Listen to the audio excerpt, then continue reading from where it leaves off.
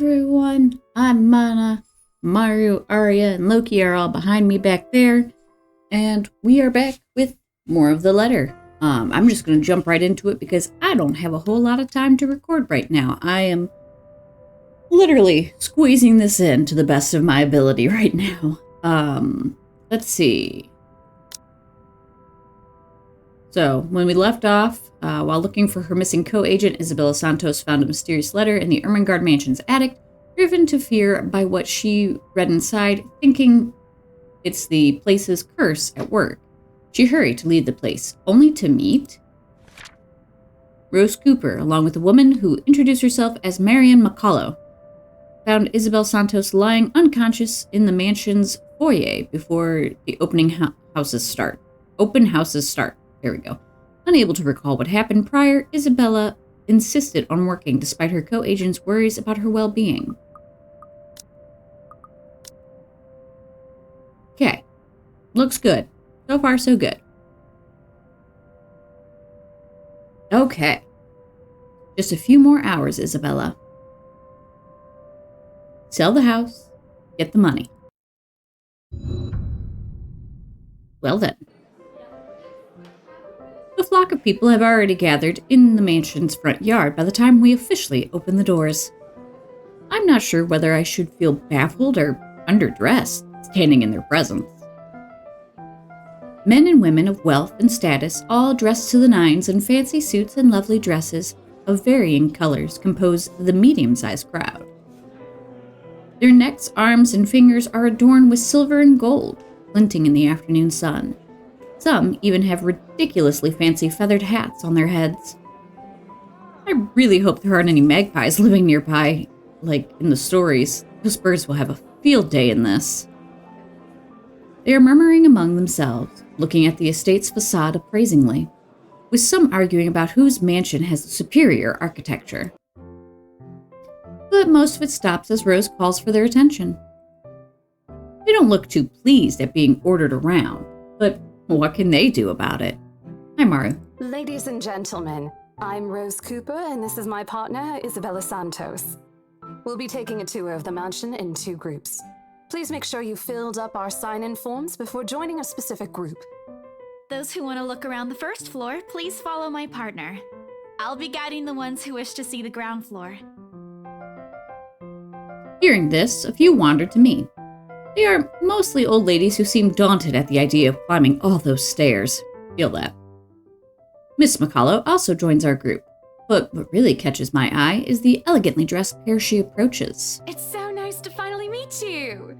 When Chief Inspector Lee mentioned that a famous interior designer is in town, I knew I had to get you. Your confidence in my skills is very flattering, ma'am. I'm sure you won't disappoint, Marianne. Awkward. Oh, you know each other? Let me just... There we go. That's a little better. That way you guys can actually, see her face. That was the wrong button. This button. Here we go. I got it. Not at all, ma'am. You mentioned something about a Marianne on our way here, darling? Oh, yes, I think I did. Ah, they must be the clients she was talking about. I might have seen their faces somewhere before. Some magazine or the television. I can't quite remember. But then again, most of our guests have likely ended up on the news one way or another. Won't be surprised if these two already have. For people who are popular, though, they aren't dressed as loudly as the others. And in their simplicity, the couple stands out. The woman, in particular, is stunning enough to turn the heads of most people in my group, especially the men with wandering eyes. The guy standing beside her doesn't seem to mind, though. And if I'm going to be a bit bolder in my assumptions, I'd say he's basking in the attention. Both of them, in fact. I'd think they are brother and sister if it wasn't for their public display of affection. The matching rings on their fingers just cement the fact that they are, indeed, a couple. Whatever. Couple or not, what's important is we get this deal closed before the current owners can even think of canceling the listing. I just hope one of the people in my or Rose's group is brave enough and generous enough to buy this mansion. And so, with papers in hand, I lead the way. Oh boy. When they aren't whispering among themselves or going ooh and ah over one thing or another, they ask questions. From how the restoration process went to the history of the place, I answer them all. More than happy to talk about the art pieces and architecture mostly. However, I'm careful not to mention anything about the urban legend. Not a good material for sales talk, even if the entire population of Luxembourg knows about it. Some of the furnishings here are actually the 17th century originals, all of which have undergone a painstaking restoration process just to return its original beauty. Even the glass thing. Colorful ones. Oh, I don't know, but you get the idea, I hope. Especially that one, ma'am. It is said to be a gift commissioned by the fiancé of Lady Charlotte Ermengarde. The mansion's current owners have specifically requested that the restoration crew take great care in handling it. It's a priceless work of art and the most distinctive feature of the mansion. By the time I've stopped talking, her attention is already elsewhere. Isn't this place wonderful, darling? I told you it's not a total waste of your time. I don't know. Isn't it a bit too small? We might have to break a wall down to have more room. Well, I think it is just right. Don't you think so, Marianne? It is splendid, ma'am. But isn't it a little too early to make plans when no deal has been signed yet? Never mind that. It isn't going to be a problem. We've got a wonderful legal team to handle everything. Start taking notes, though. I think I've got a few things I want changed before we move in. The rest of their conversation gets lost in the chatter of our companions. I don't want to make any assumptions, but their sheer interest is enough to give me some semblance of hope. Oh, please, please, please let these guys be the one. Eventually, our group reaches the kitchen. Much like the rest of the house, a great deal of effort has been put in retaining the room's classical appeal. The open hearth at the end of the room in particular looks amazing, like the ones I've only seen in fairy tale books. And mad props to the cleaning crew. Seriously, after overhearing hundreds of their complaints about the soot and tar staining the bricks and how much of a pain in the arse cleaning this will be, they still managed to pull this off. Or make it look presentable at least. The highlight of the room, however, is what's underneath this hatch here. Oh, don't say anything yet. An underground wine cellar. This is the first time the guy in gray speaks up. Mr. Luke Wright? My memory supplies from the forms they signed earlier. His sudden attentiveness catches me off guard. Since the start of our tour, only his wife has shown any form of genuine interest in the place. But this time, something lights up in his eyes at the mention of the Undercroft. What's so interesting about a basement? I really don't understand rich people sometimes. He's an alcoholic. Right now, he just gives me the impression of a child who has seen what he absolutely wants for Christmas. Always found it cute whenever I see children act that way. My younger siblings especially. On a grown man, it's almost funny. Yes, sir. It could house around 7,000 to 11,000 bottles of wine. Damn! Truly. And the room, how was it built? The bricks that were used to build the cellar have been carefully picked for the purpose of maintaining and preserving a constant temperature and humidity in the room. It's a good place to keep your private collection in if you have one, sir. It keeps the corks in good condition. It keeps the corks in good condition. Oh. Fuck you. Love, didn't you say before that you wanted to make your own personal vineyard? Perhaps you could start one here. True. You know we're going to need space for that, darling. You have space, sir. Fuck off. And this isn't big enough? If it's space you're worried about, sir, the Ermengarde mansion sits on a 46-acre lot. There's plenty of room for it. We were told that the original owners had a horse stable built here before, too. There's a contemplative expression on Mr. Wright's face, but he doesn't say anything further. His wife, however, seems really pleased that he has started to show interest, if only a little. I smile to myself. I may not completely understand how these people's minds work, but I sure as hell know how to spot a buyer with sincere interest. Score! I can't wait to tell Rose. rest of the tour goes by without a hitch. After more than half an hour, we're able to cover almost every room in the ground floor and are heading to the parlor. Funny, the first time BRC had us survey the property, I kept complaining to Rose how big it is. Now I can't even bring myself to care, no matter how much my feet hurt. Maybe this is just my excitement over a possible sale? When we reach the parlor, however, an odd feeling washes over me. It starts off as small goosebumps on my skin, a feeling of being watched intently.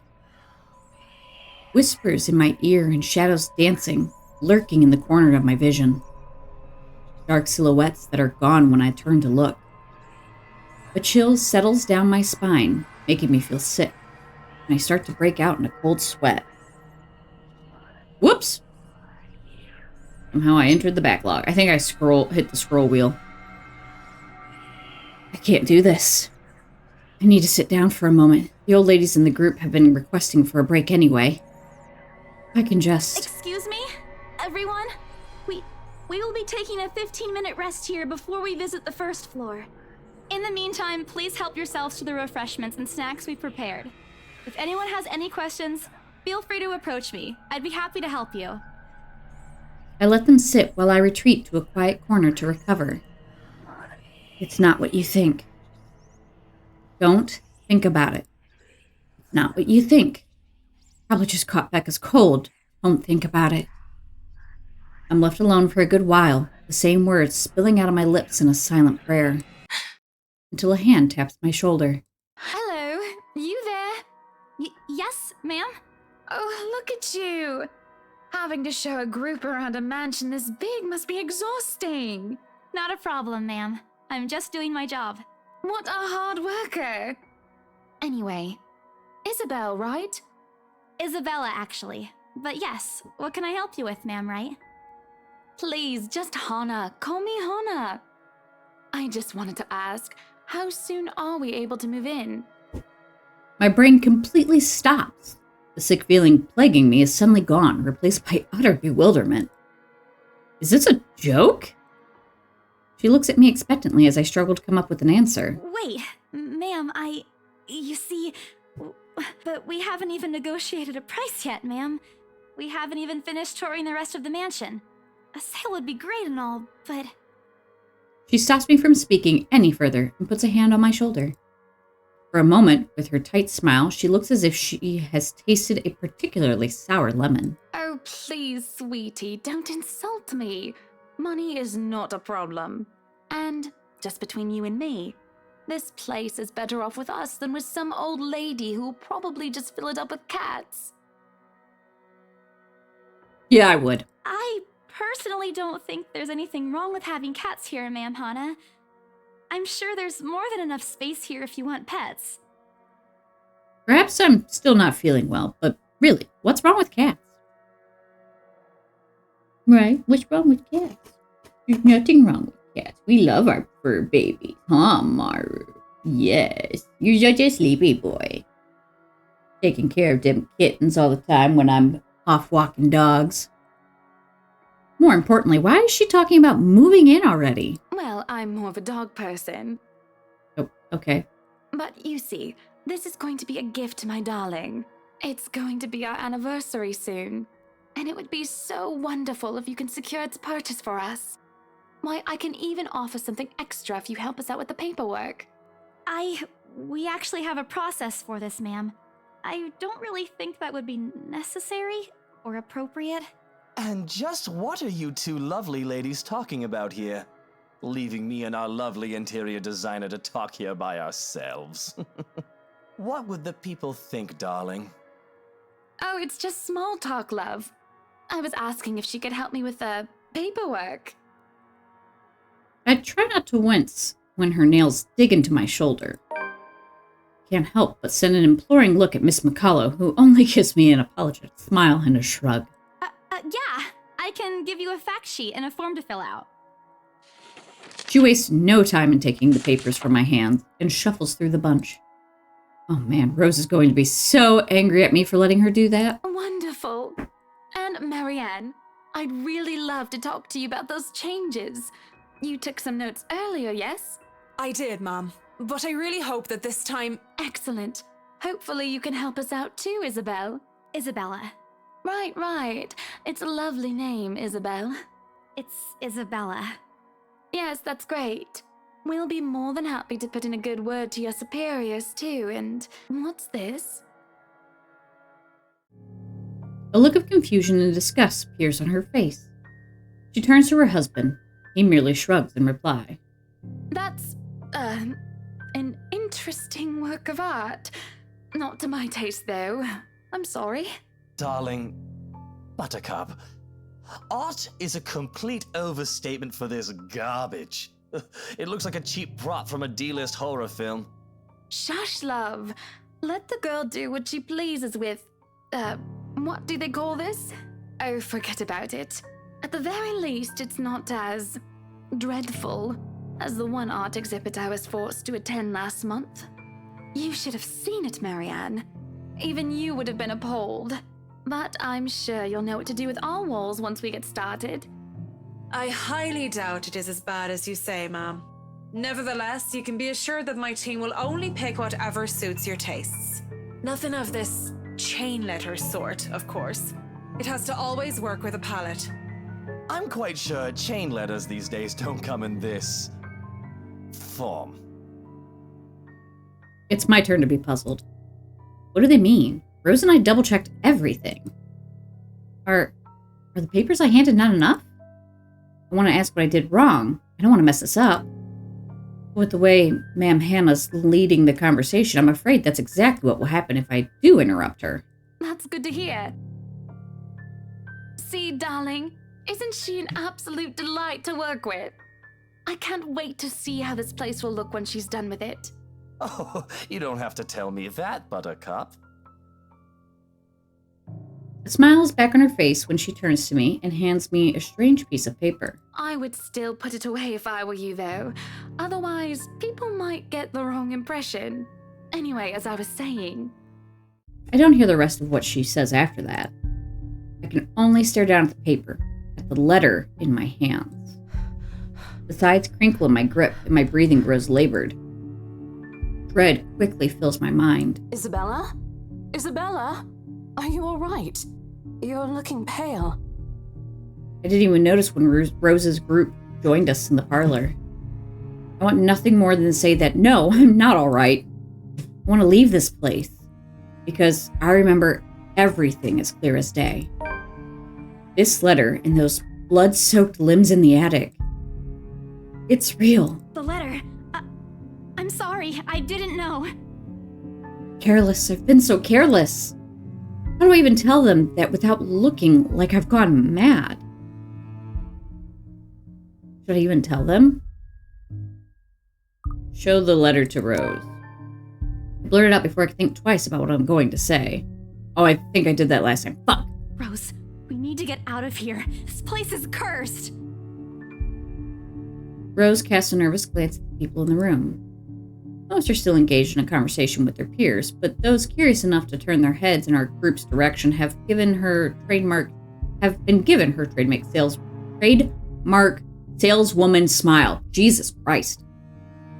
A tight expression is on her face when she pulls me aside. Isabella, we've already had a conversation about this weeks ago. Those are just stories. And I'm telling you that it's not. I saw something in there. It's not human at all. I thought it was just nothing, but isn't this letter proof enough? She gently reaches out to pluck the paper off my hand. Without even taking a glance at it, she folds it back neatly. Look, I'm really getting worried about you. I know you want to see this open house through, but your condition is more important. Give me a few minutes to wrap things up here, and I'll drive you to the nearest hospital.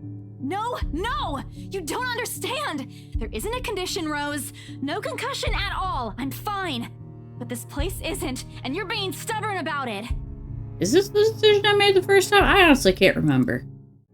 Before Rose could open her mouth for a retort, a hand lands on both our shoulders, pulling the two of us a distance closer. Now, ladies, what seems to be the problem here? Nothing, sir.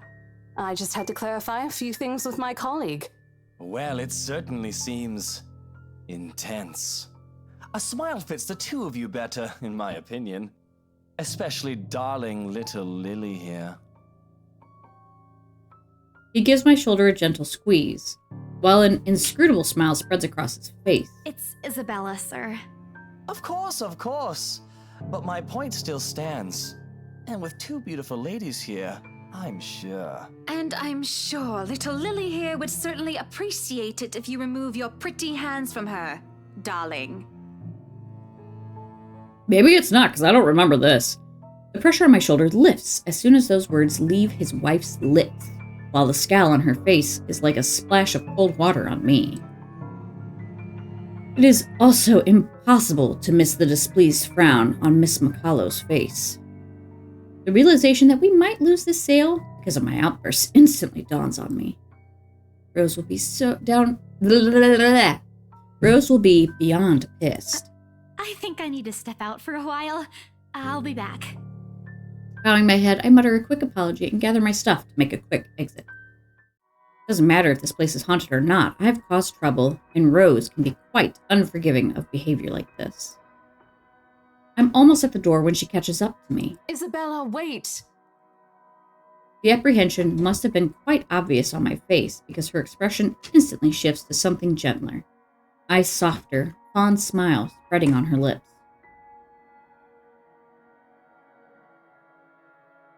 Hey, I'm not angry. I know. I'm sorry I ruined this for you. Come on, you didn't ruin anything. It's not like we haven't ran into any problems before. If we don't get a deal today, we can always try on a different day. And look. She hesitates, completely trailing off before shifting her gaze down to her hands, a small gesture to stall. Her fingers are fiddling with a piece of folded paper. Stupid letter again. My hands stiffen when she gives it back, but I take it nevertheless. More as an automatic response than any desire to have it back. I'll throw it away if I can. But I have this nagging feeling that one way or another, it'll find its way back to me, regardless of what I do about it. Rose, this is... You have to let them know about... I know you want us to get this sale so badly. And we've made a lot of plans on how to go about this. I mean, who wouldn't? This is the first time I've been assigned to a property like this. I've sold plenty of houses before, but nothing like what we have here. It's a beautiful house. I'd love to get one of my own if I ever win the lottery. But I think... Look, here's the thing, Isabella. If we are going to do this, work on something, I don't know, this big, I need you in top shape. And the way you are now... My mind stops. What? Wait. No, I can still work. I just need to get myself together. That's what you said earlier. I let it go because I thought, hey, it's your own body and you should know more than anyone how you feel. But after this, I really think you should take a break. You're kicking me out? No, I'm not. Look, all I'm asking is for you to take a seat somewhere I can see you, and let me handle this for now. You're clearly not yourself, and I honestly could use some time not worrying when you'll fall over or not. The day's not even over, and I'm already feeling the stress. Please, humor me just this once. She clasps her hands together in front of her, eyes pleading for understanding. And I do understand.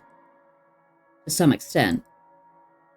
That doesn't mean I feel any less awful. Whether at myself, at the unlucky turn of the situation has taken, or for her, I don't really know. I promise I'll give you a full report of what happens after. I'll even let you take the lead tomorrow. Fine. Okay. I'll step aside for now. You're upset. A little, yeah, obviously. If it's any consolation, I won't tell the boss about today. You know how he is. Please don't. I don't want a repeat of the lecture I got during my first assignment. He called me a noob, and I don't even know what that means. Means you're new. At the memory, we both burst into helpless giggles, earning us strange looks from the guests milling about the door. Talking and laughing like this, it's easy to forget any mishaps that have happened. Little things you learn to appreciate, I guess. So, are we good? I'm still not okay with it, but Rose has a point. Better for me to step out of this one for now. I won't be able to help you anyways if I keep getting distracted like this. Maybe I'll just take a walk outside or something while I wait for you to wrap things up. Please, just stay put. I insist. I'm not an invalid, Rose. You clearly have not seen how you looked earlier. It's not that bad. Color hasn't even returned to your cheeks yet. Just stay here, all right? Don't even think of going anywhere. Let me finish what I'm doing here, and then I'll take you back to Luxembourg myself to have that minor bump checked. At least wait for me to call someone who'll fetch you, okay? She's gone before I can voice one word of complaint. Left with nothing else to do, I found myself drifting back to the foyer. A few visitors linger in the area, some merely enjoying the afternoon sunlight streaming through the stained glass windows. Others can be seen admiring the priceless antiques decorating the room. One group of elderlies, gathered some ways across from me, is occupied in a friendly banter about which one would cost more to buy. A little argument here, and occasional laughter and teasing there. I smile to myself. The conversation reminds me of what I've been missing these past few months. Rose is probably right. I do need a break. Maybe this afternoon's hangout will help. Speaking of, I should call Ash. A few hours early from what I've told him, but he did ask for a call once I'm done. Besides, I don't have a ride back. He offered, so I might as well take it. Or bribe him into giving me one. Not that he'll ever accept the latter, personal convictions and all. Honestly, if there's something I find admirable in him, despite his tendency to annoy the hell out of me, it's that. Well, whatever way works, a free ride is still a free ride. There's Rose's offer too, but despite what she says, I know she'll be busy the rest of the afternoon, especially without me assisting. Bothering her for a favor as small as this is the last thing I want to do right now. A couple of minutes and a few prayers asking for a decent signal later, the call finally connects, and... Shit! Sup, I'm Ash from Deluxe City.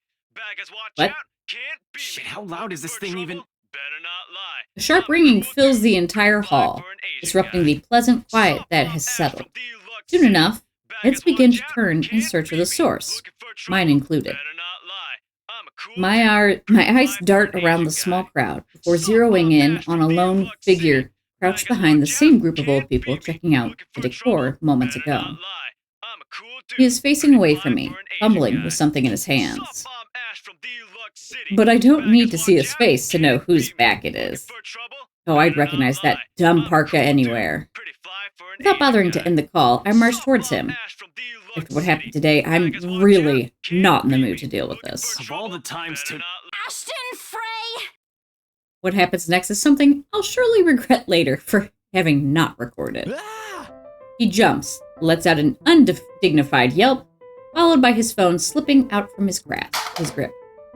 It bounces from one hand to the other in his poor attempt to catch it, before ultimately falling flat on the floor with a resounding clack. Kind of feel sorry for the phone. And the floor. It's not every day you catch someone like Ash off guard and get a reaction. Damn his stupid detective senses. I'll take every ounce of victory I can get, no matter how small it is. An awkward pause passes between us. A blink. A cough. He makes a face. And then, in a too-quick motion, he ducks and retrieves his abused gadget, while a grin threatens to break out from my lips. He doesn't meet my eyes when he straightens, but a flush has crept up his neck and cheeks. In another universe, where we haven't known each other for 5 years, and suffering through his teasing isn't a day-to-day occurrence, chances are I'd find that adorable. Endearing, even. Unfortunately, this isn't that kind of world. The way things are, I'm already content to see him out of his obnoxiously calm and collected disposition. Hello to you too, scaredy cat. I could stand to be greeted like a normal person, you know. What? And miss that look on your face? No way. Oh man, I should have taken a picture. I am so honored you find this funny. Is that how you treat your guests? I think I need to talk to your supervisor. I am the supervisor. Talk to yourself. You aren't even a guest here. What are you doing here in the first place? For a moment, he looks like a cat that swallowed the canary. Suddenly, checking every nook and cranny in his phone for damage or scratches seems to be more interesting activity than explaining himself. Ash, I could be looking to buy a house. a mansion? Yeah, why not? Did you see the view outside? It doesn't look haunted to me at all. He's messing with me. Ashton, I am not in the mood. What are you doing here? He chances a glimpse at some point behind me. Then the parlor? Curious, I follow his gaze, but before I can figure out what has caught his attention, he places a hand on my shoulder and turns me back to face him. I just finished working on something, so I dropped by. Still don't see how his work has anything to do with why he's here. In my confused look, he drops the hand resting on my arm, like he's touched something particularly hot, and casually rubs the back of his neck. And I said I'll see if I can pick you up.